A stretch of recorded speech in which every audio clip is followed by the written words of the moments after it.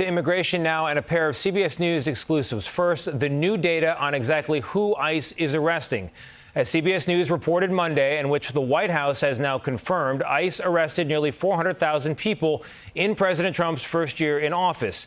Of those, nearly 60% had criminal histories, meaning charges or convictions, including many for serious crimes such as drug trafficking and child pornography, and several thousand cases involving rape or murder.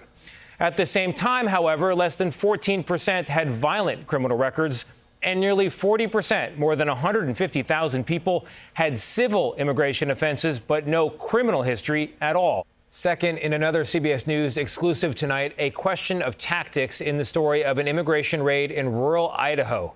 While allegedly focused on Mexican cartel activity, the raid in fact swept up more than 300 U.S. citizens along with 100 undocumented immigrants, just 5 of whom were later arrested on gambling charges. In the process, children as young as 14 were zip-tied and questioned on their immigration status.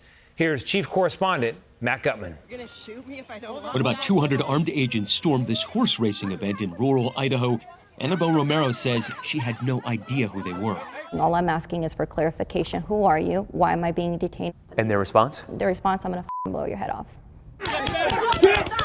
Canyon County Sheriff Kieran Donahue was there on horseback. So this was a very, very large-scale operation, maybe the largest I've ever been involved with. The sheriff says nearly 500 people were at the October 19th event, 375 of them U.S. citizens or legal residents, including some 60 children.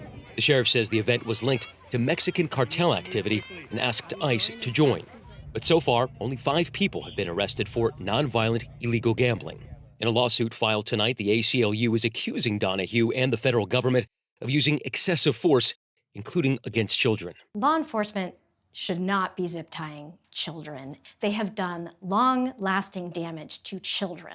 Can you show me, Sohei, where you had bruises? I had bruises all right here along both wrists. Romero and her 14-year-old daughter, Suhei, both U.S. citizens, said agents herded them along with Romero's 2 younger children to the racetrack. Was it scary, you two?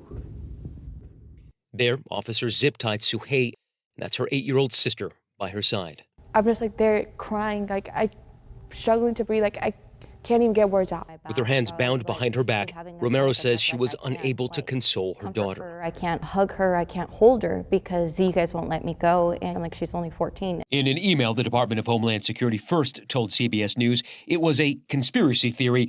In a second email, they denied ICE agents zip-tied children. The youngest that was zip-tied was 16 years old, and he had a mustache. There were kids in there. They weren't zipped. Those little ones were not zip-tied. This is a picture of Suhei. We met her this morning. She's 14 years old. Okay. She's I would say, a child, a girl who was zip-tied, and these are the bruises from those zip ties. Okay. And Have you seen that or heard? No, I had not. I had not seen that. But I will tell you this. I've been in this business a long time. I've gone against gang members who are a lot younger than that. She was with her 6-year-old brother and 8-year-old sister.